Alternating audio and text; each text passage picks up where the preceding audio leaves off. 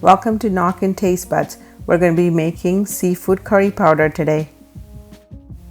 We're going to start off with 1 cup coriander seeds, which is 72 grams. For this, we need to dry roast each of the ingredients separately since they all have a different roasting point. Consistently stirring them since the ingredients can burn fairly easily. We also need to keep the stove on medium heat for this so then the ingredients don't burn, and I usually know that it is pretty well roasted when you start smelling the nice aroma and the fragrance of each of the ingredients. We'll also notice the change in color as well.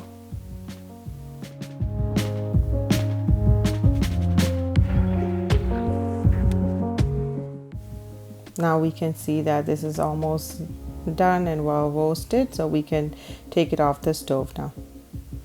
Now we're going to dry roast half cup or 58 grams of fennel.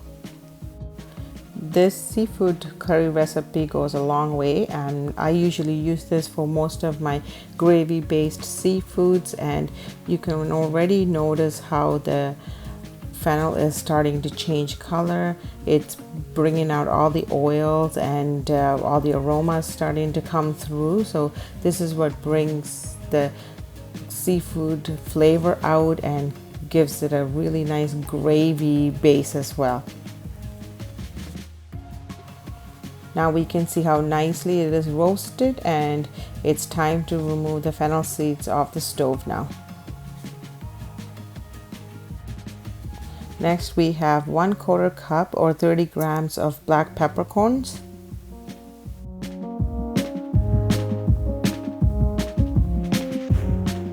We know the black peppercorns are well roasted when we stop stirring and they start to pop in the pan. Now we need to add 1 tablespoon or 9 grams of fenugreek.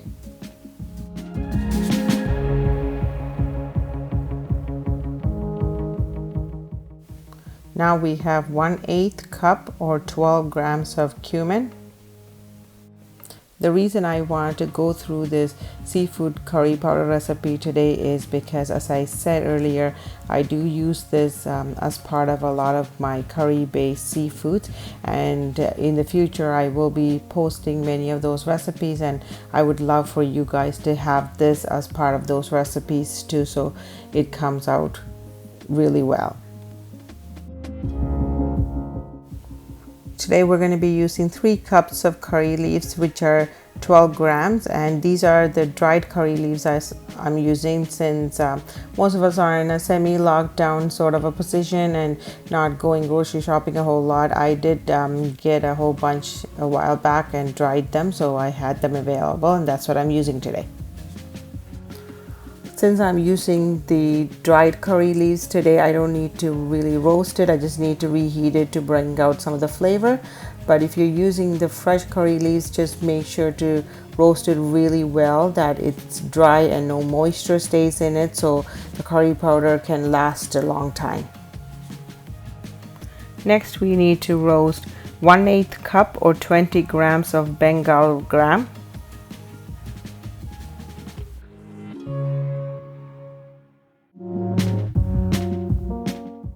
Now we have 1/8 cup or 22 grams of split black gram.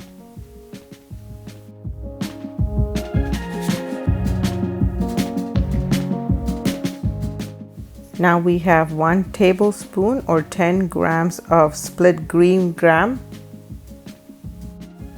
I always make all of my powdered spices homemade, and I find that the flavor is always better when I try to do it at home, and the freshness stays longer as well. This is one of the reasons that I don't make a whole lot of it all at once. This amount will last me for a good month. Now we need 1 tablespoon or 10 grams of split pigeon peas.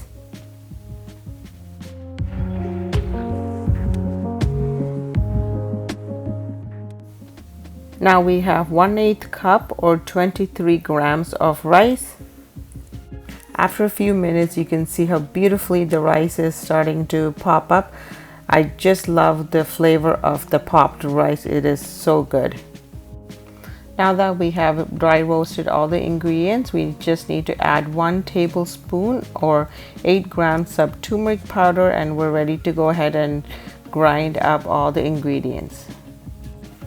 Make sure to either use a coffee grinder or some sort of a spice grinder, or only use a blender or a grinder that would take dry ingredients.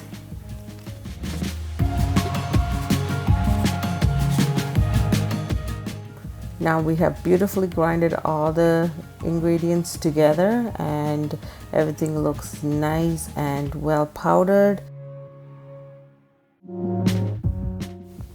Make sure to always cool the powdered spices before you put in an airtight container, as it might cause some condensation if it's still warm.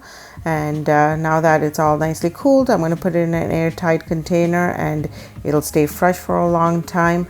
And we're ready to target some of those wonderful seafood curry based recipes with this amazing seafood curry powder. And thank you for coming over to Knock and Taste Bud.